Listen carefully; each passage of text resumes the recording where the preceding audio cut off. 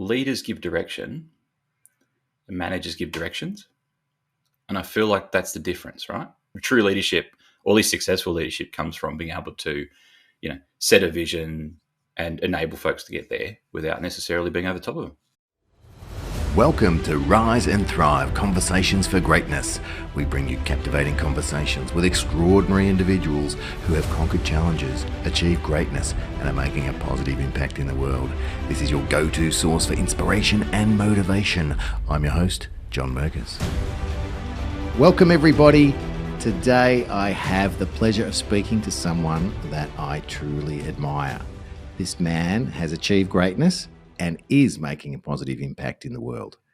His insights and expertise in leadership development are unparalleled. Strap yourselves in for an enlightening conversation that will undoubtedly empower you to unlock your inner leadership potential and your greatness. His motto is "Leadership comes from within, and I'm here to help you achieve it."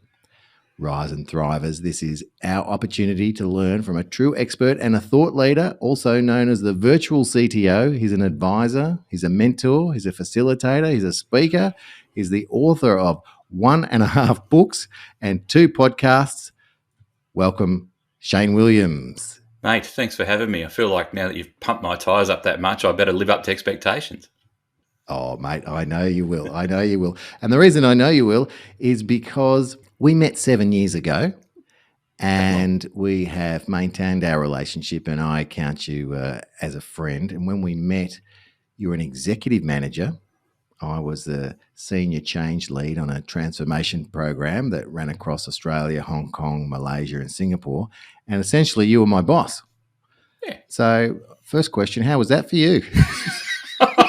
Just straight with the hard-hitting stuff. It was good, mate. I think, it was an interesting time that if you think about what does a change program look like across geographies, cultures, all that sort of stuff, it's not a small piece of work. That takes a lot of coordination, a lot of thinking, and to be honest, there's a lot of science behind getting that right. And so, trying to find the right people who've got the right experience and the right cultural fit for that sort of organisation was really important. And you passed the test. Well done.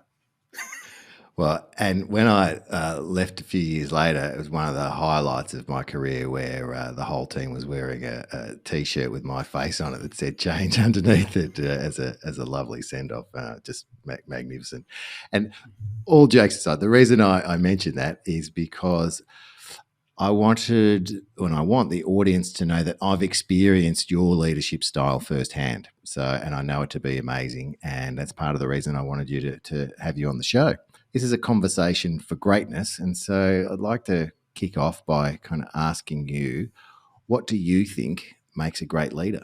I reckon, I wrote about this in my book, right? But I reckon I synthesize it down to something really simple. It's leaders give direction and managers give directions.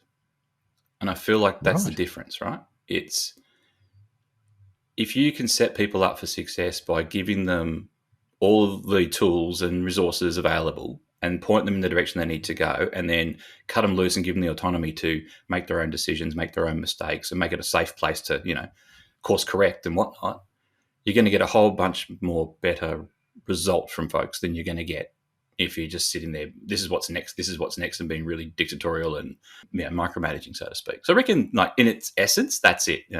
True leadership, or at least successful leadership, comes from being able to, set a vision and enable folks to get there without necessarily being over the top of them.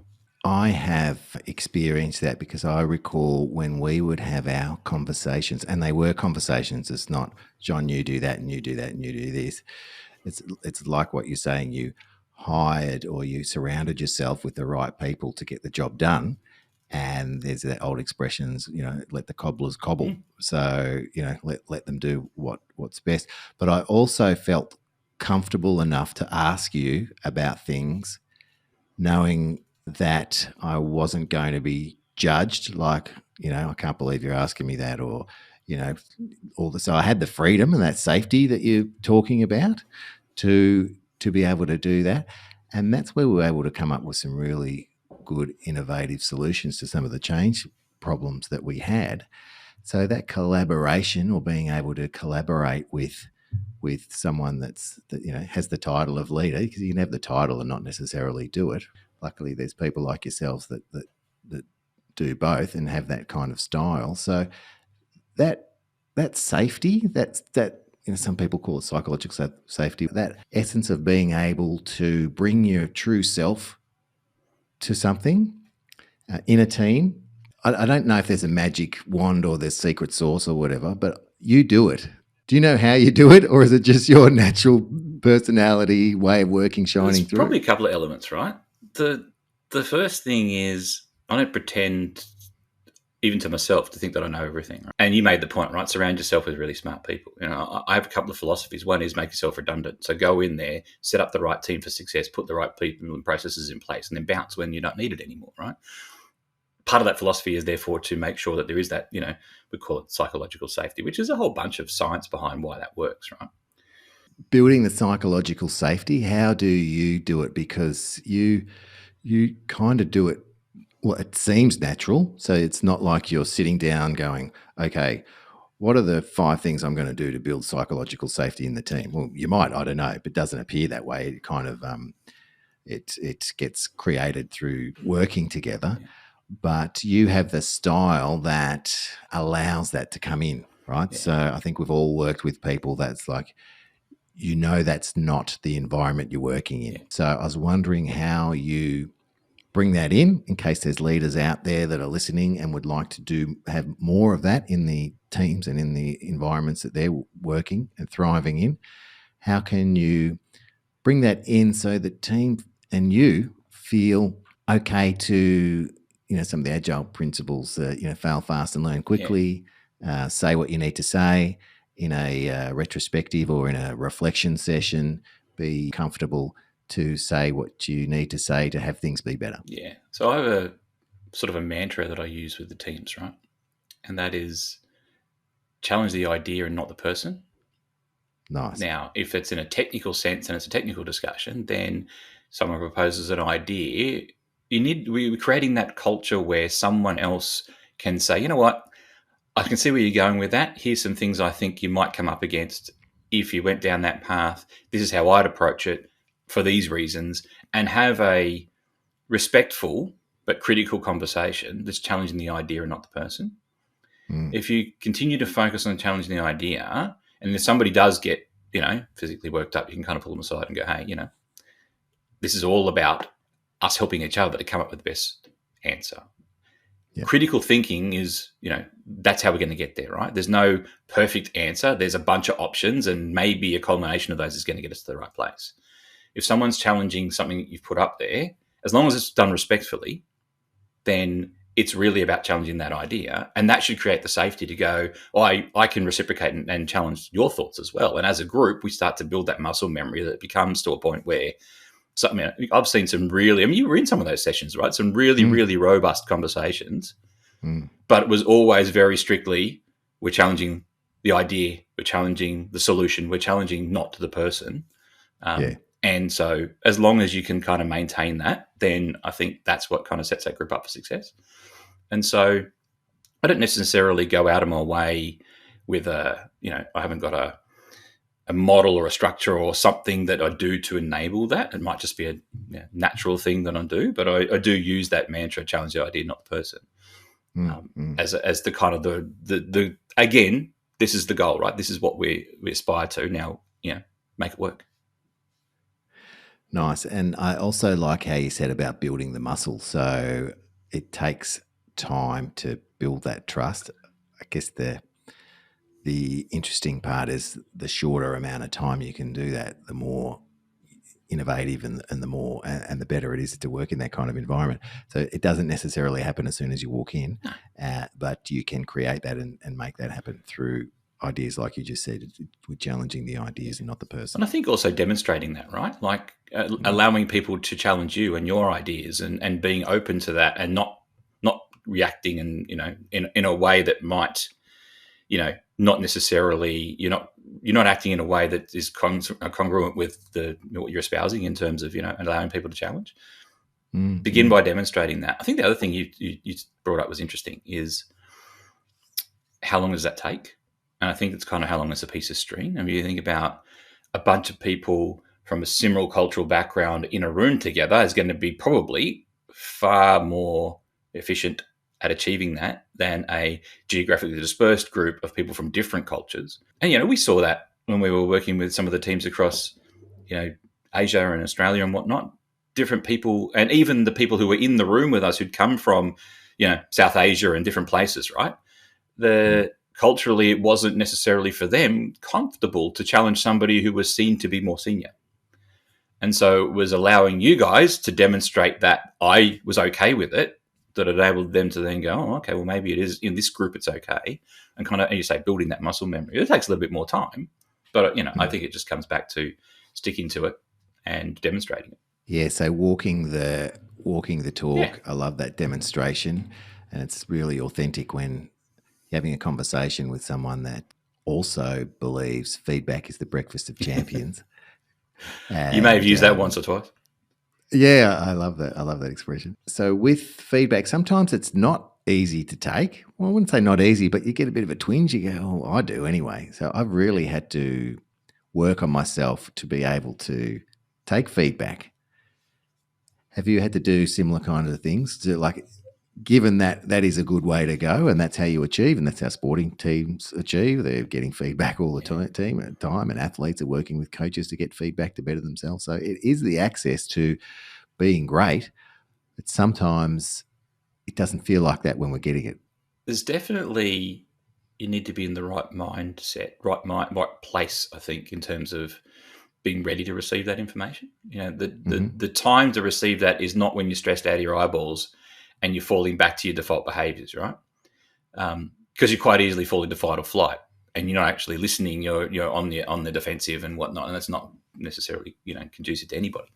So I think my lesson to myself there is to be more cognizant of the signs of being burnt out far sooner, and doing something about that before you get to the point where what eventually will happen is you're so burnt out, you're falling back to your default behaviors. In my case, is fight or flight. And then someone's going to say, here's some feedback, which on any other day of the week might seem particularly constructive. And today I'm ready to have a swing. So, that's not going to work. So, and I learned that early on in my career, 10 or 15 years ago, that, you need to be really cognizant of when you're starting to get pushed to a point, because you're not going to necessarily react in a particularly positive way. And part of that, I guess, leadership development journey is to get on the front foot rather than rather than having a strategy for dealing with, I've just blown up. Why not have a strategy for not getting to the point where you're getting to that in the first place? Yeah, prevention better than the cure. Love it. And I was going to ask you, what does it take to become a great leader? And I think you've hit on some of those points, and like demonstrating, walking the walk, building that safety where you can give two-way feedback, understanding that timing's really important about when you do these kind of things. Is there anything else that, you're a mentor? If I came to you and said, Shane, I want to up my leadership skills and my muscle in that area, what advice would you have for me and or the listeners? We talked about some of the, I guess, mechanisms, if you like, that you can employ. I think the key there is it's not binary. You're not a leader and then a leader. It's almost like this continuous journey, right? Think about, there's a quote, I don't know exact wording, but it's along the lines of, we are what we repeatedly do. Excellence, therefore, is not an act, but a habit.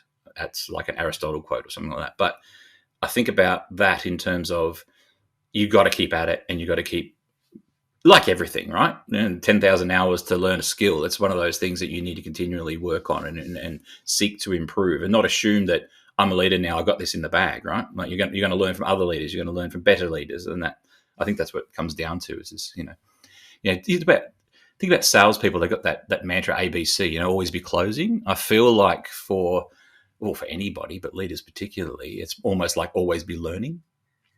Yeah, nice. Thinking about, don't assume that I know everything and I can be learning from my team, I can be learning from my peers, I can be learning from a whole bunch of people. Yeah, it's a bit like motivation, and I've heard this expression that you don't take a shower and then you're clean for the rest of your life. You need to keep doing it on a daily, hopefully a daily basis, to maintain that. So there's a lot in that with different life lessons. And what I'm hearing from you is you're saying it's the same in leadership. It's not a one and done thing. You don't just I've got the title, I'm a leader, so there you go. It's every day learning and being willing. But see, that's a good mindset to have, though. That's a leadership mindset. There's plenty of people who've got the title of leader and don't demonstrate it, right? You've got 2 podcasts. Mm-hmm. That's also been inspiring for me when you see someone like yourself do that. And I think, oh, great, Shane's doing that. I'd love to do that too. And then finally doing it. Shane, you've interviewed many leaders and innovators through your podcast, The Platform Diaries. I'd love you to tell me a little bit about, and our audience, I know about it, but our audience about The Platform Diaries. And I'm wondering what are some of the insights and common success factors that you've seen from those people that's really struck you that could benefit our audience? Yeah, so Platform Diaries is an interesting one. So season 1 had a vastly different, I suppose, angle to where I was aiming it. But the entire experiment around the podcast is similar to my philosophy around always be learning, right? There are a lot of smart people out there who've spent entire careers honing their expertise. And to my point around, you can be a leader, but you can, if you thought you knew it all, you would be kidding yourself. The interviews in those podcasts were, sure, I've got a perspective on a topic or have an idea, but I'm seeking to learn. And so why not get someone who's an expert in a particular topic and go, hey, why don't I just ask the sorts of questions, and my going in philosophy is ask the questions that people might be too scared to ask for fear of being seen to be stupid. So just go in there and act stupid and ask dumb questions and do it on behalf of the audience. But in the process, have the confidence to ask dumb questions of the things that you'd really like to know and just be, not fearless is not the right word, but you know what I mean? Like just go in there thinking, I know I don't know, and that's okay. But if I was sitting in a room with a bunch of other people who didn't know, what would be the questions they would want to ask but wouldn't necessarily be willing to? Yep. And so that I guess that's my interview style, if you like. That's what my philosophy going in. And so what did I take away from that is that nobody's an expert in everything. Everybody's got their unique perspective. And even people who are in very similar roles with very similar careers can have 2 vastly different perspectives on exactly the same thing. And that might be because they've got a different cultural bias, or they've got a different educational background or lived experience, or something that just applies a slightly different lens to exactly the same thing and come up with a totally different answer. And I find that fascinating. That hence the whole critical thinking and looking at things from a different perspective, and that philosophy around how to build psychological safety all comes from the fact that you get a bunch of smart people in a room with different perspectives and you'll probably come up with something pretty, intelligent, or at least something that's not totally stupid. And the Platform Diaries is a show about tech and getting the most out of the tech that you've implemented, right? Yeah. So series 1 was you're in a business that is investing in enterprise software. So you're thinking ERPs or CRMs or those types of products where there's a lot of money that goes into them, and they typically touch multiple parts of your business, and in some instances can make or break you. Like some of these projects, you and I are involved in them, they're 40 million plus, right? Mm. And so the idea was you don't want to end up with a really expensive white elephant at the end of this, right? But a lot of businesses do. Sorry, mate, to cut you off there, but by white elephant, you mean you spend a lot of money and you can't. There's absolutely no value, right? Yep. And, I quoted several times in my book. There's a stat that I quoted in my book, and it was from a research paper on successful software projects. It says 68% of them fail in Australia, and the billions of dollars that get wasted on these things. And so I was looking at that, and I was thinking about my career and my journey through, being responsible for some of these platforms. And then you go to a lot of events and you meet other customers and you hear the same stories. So season 1 was all around, we're all making the same mistakes. And some of us are doing some parts well and some not. And what if you could just get the collective hive mind of all the people who've been doing this for a while and figure out what are the common things that people screw up, and then say, what should you do? And so Platform Diaries was an exploration of that, and it was trying to get different angles and different perspectives on the same thing, from software vendors through, change management folks to, all different types of angles on the same problem, and trying to come up with what is the answer, what is the best practice in terms of getting maximum value. So that it's not just a bunch of software that people never use, but it's how do we make sure that people are using it, that they're getting the value out of it, that the business is therefore getting the value, and it's either some sort of operational saving or revenue. Season 2 then was, how do you apply that to smaller organizations? So in this case, it was startups and scale-ups. And the idea was the principles are the same. Your business has proven a market fit in a product, and it now needs to scale. Well, what do you need for that? You probably need platforms that are going to scale with you to solve the problems that your business is going to need. Like, how do you know who your customers are? How do you know when you've contacted them? What do you've sold them? What do you know, the things that you need in terms of, you can have a great product, but if you can't sell it, you can't service it, and you can't, interact with your customers in a way that makes them feel like they're valued, they're just going to go somewhere else. Mm-hmm. And so how do we enable smaller organizations that are set up ready to scale and have got investment ready to go, using same principles as you would apply to a big transformation in a large organization, and scale it back? So yeah, slightly different angles on similar topics, and just trying to continually unpack what have we missed, what more could we learn, what's another perspective. That's really interesting, because even though it could be perceived as a tech podcast, I love listening to it, whether I understood the tech that was being talked about or not, because a lot of the things were, like you were saying, it's about learning how to do things, how to think about things to be able to do them better, how to deal with people, how to approach and focus on, or look at, what do we really need to focus on. So I got a lot of benefit out of it as well. I'll leave the links in the show notes, of course. But I thought that was really interesting, and I want to talk to you about that, because even though it was a tech podcast, a lot of it had to do with dealing with people and what you think and what you do. Honestly, 90% of it was intended to not be about the tech. I mean, the tech is kind of the focal point, if you like. We're talking about how to get the value out of software, but how to get the value out of software is not necessarily a technical problem. It's leadership, it's change management, it's all the things that go around it. And so, I talk about that in the book. It's about building a capability, right? Building a capability around the platforms, which includes how, basics, right? Once you've got a big enterprise piece of software, everybody's going to say, right, I want X. And all of a sudden you're going to have every part of the business who've all got a different need, all coming at you at exactly the same time with, this is the game changer. If I don't have this, my business is going to fall apart, and all the usual rhetoric that comes with the need. How are you going to figure out what's real and what's not? What's the most important? Who's going to make the decisions? How are we going to track the return on those things? All that stuff you need to put around it. And then you've got the team who's going to build it, the team who's going to support it, and all that jazz. What's the vision and purpose for the teams and the platform? And is it here to extract costs from the business, or is it here to help us enable new growth, or all those different things you need to think about? They're not technical problems. And so that was the point behind it. We had people on there who were marketers, people on there who were, experts in change management, people who were transformation folks, talking about all sorts of topics that had nothing to do necessarily with technology, but they were related in terms of how do you get value. We definitely hit the mark, because that was exactly my thinking. Whether you know the tech or not, you're still getting value out of this because of all the things you just said. Part of leadership is backing yourself, and you left really successful corporate gigs to start your own business in the thought leadership arena as a leader in tech and a leader of people, projects, and organisations, and you've had great success. So, what are some of the things that you're thinking and doing to drive that success? So, if we peel back prior to leaving, right, think about my career. Yes, it was varied in terms of I did a lot of different things, but it was predominantly within one organisation, right? So I spent 18 and a half years with News Corp. Right. Yeah, you and Rupert were mates, right? So we don't mention the war. But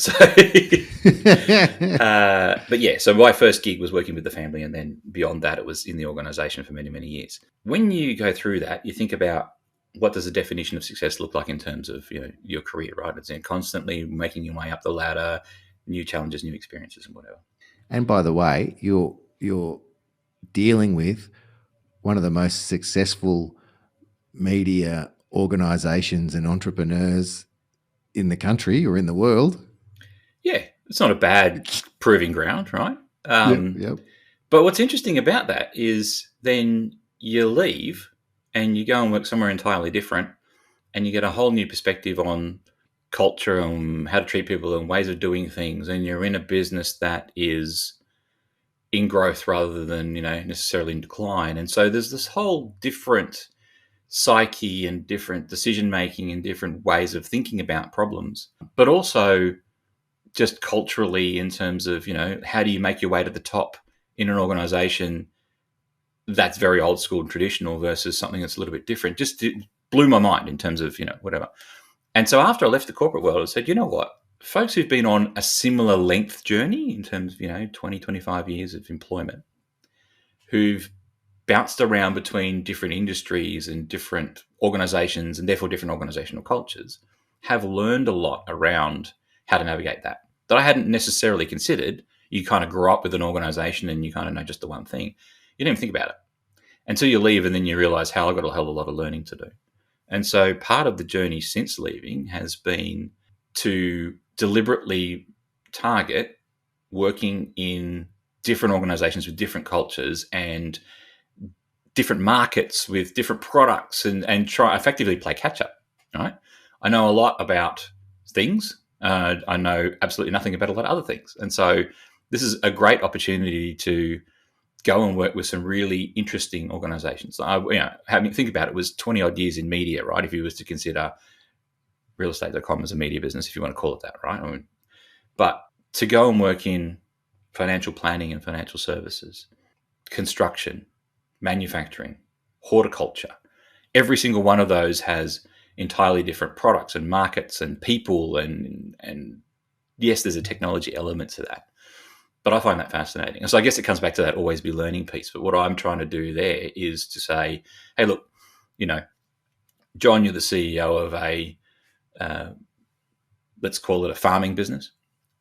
And I know absolutely nothing about farming, except that I had a couple of cousins who grew up on a farm when I was a kid, and I went there and rode dirt bikes and fell off them and hurt myself. That's about amount of my exposure to farming at the time. But I'm genuinely interested. I want to know all about, what types of crops you're growing and the conditions they grow in, fertilizers and all that stuff. And I'm eager to learn those things. And similarly, I'm here to impart some expertise and knowledge and value back into your organization in terms of my skill set. To answer your question? I think so, because what I'm hearing is that you've got a genuine interest in learning in new businesses and new industries. So after you had that experience of I've been in media for many, many years, I want to do something different. I want to learn something different. And that's what drove you to your success in doing and using the same or similar principles than what you've learned, and with that thirst for knowledge and with that curiosity aspect. That's what's driving you and your success, because you're genuinely interested and you want to make a difference to these organizations. That's what I'm hearing. Yeah, 100%. So I guess my philosophy is I really want to add value to these businesses to help change the game for them. Yeah, that's clear, because you want to do it for them, and you're not just interested so you can do a particular job. You're genuinely interested in what they're doing. Well, yeah, because think about it, right? So I use the example of the horticultural business and the farm for good reason, because I actually have a client where we do that. So I ran a couple of days of workshops, met the leadership team, try to understand the business strategy and where they're going and some of the opportunities for improvement and whatnot, with a, in the back of my mind, technology lens, but we were largely not talking about technology. And then I went away and said, okay, I'm going to write up the technology strategy, but I actually go away and do research into the market and what's the expected growth in that sector in Australia and globally over the next couple of years. And what I end up producing is largely the entire business strategy document with and by the way, this is how the technology supports it. Mainly because I think it helps me to go, well, once I understand intimately the business, where it's going, what its strengths and weaknesses are, what its opportunities look like, then the technology strategy that supports that's going to be infinitely better. I sent a copy of the document off and went down to visit the guys a couple of days later and said, let's go through this, make sure I haven't misinterpreted or misunderstood anything. Let's talk about any questions you have. And the feedback I got was, in such a short time, the ability for you to pick up what you know about our business and our market and whatnot is phenomenal. We did not expect that. Now, I'm not trying to blow smoke up my own proverbial, but what I'm saying is I feel like if you don't do that, then you're not really going to add the value that you potentially could if you didn't have a genuine curiosity and didn't seek to learn more. Yeah, well, I'm happy to blow smoke there if you like. But it comes down to that your genuine interest and your willingness to help and to be curious, that curious mindset. I want to learn, I'm curious, and it pays dividends because you are running a successful business. How good is that? He certainly is running a successful business, and he certainly is curious. Good on you, Shane. We spoke for ages, so that's why there's a part 1 and part 2. Did you catch all the gold in there, including Shane's motto, leadership comes from within, and the difference in leadership between giving direction and holding that vision for everyone versus merely just managing tasks. Some gold in there for all you leaders out there, in which we are all. We are the leaders looking in the mirror at ourselves. How to foster psychological safety from within your team. That was absolutely gold too. Thank you, Shane. Always be learning. Leadership's not a title, it's a commitment to growth and excellence. Quote Shane Williams. Shane, you are amazing. Next week, part 2, unleashing self-belief for greatness. The power of self-belief, the game-changer mindset that allows you to start a conversation with anyone, and Shane's personal transformation from an introverted 19-year-old to an accomplished thought leader and public speaker. He also gives away a free copy of his book and a $500 worth of free consultation with him as well. So stay tuned for all of that. See you next week. Stay awesome. Love you a long time. Another incredible episode of Rise and Thrive Conversations for Greatness. I hope this conversation has ignited a fire within you, inspiring you to take bold steps towards your own path of greatness. And guess what? The journey doesn't end here. There's so much more to explore, learn, and achieve. So if you're hungry for more insights, more inspiration, and more strategies to fuel your personal and professional greatness, get ready, because the next episode is just around the corner. Every Tuesday, to be precise, where we'll continue to unravel the secrets to unlocking your extraordinary potential. Don't miss out on the chance to keep rising and thriving with us. Hit the subscribe button and you'll be the first to know when a new episode drops. And remember, greatness is not a destination, it's a continuous journey, so let's embark on it together. Thank you so much for being part of the Rise and Thrive community. It means so much to me that you're listening, and my wish for you is that you get so much out of doing so. Keep reaching for the stars, keep pushing your boundaries, and keep embracing the challenges that come your way, because that's how we truly grow. Stay tuned, stay motivated, and get ready to rise and thrive. If you're finding value from our conversations, don't forget to share this podcast with your friends, family, and colleagues. Together we can create a ripple effect of positivity, optimism, and positive change. Keep shining brightly. Your greatness knows no bounds. And remember, be great and stay awesome.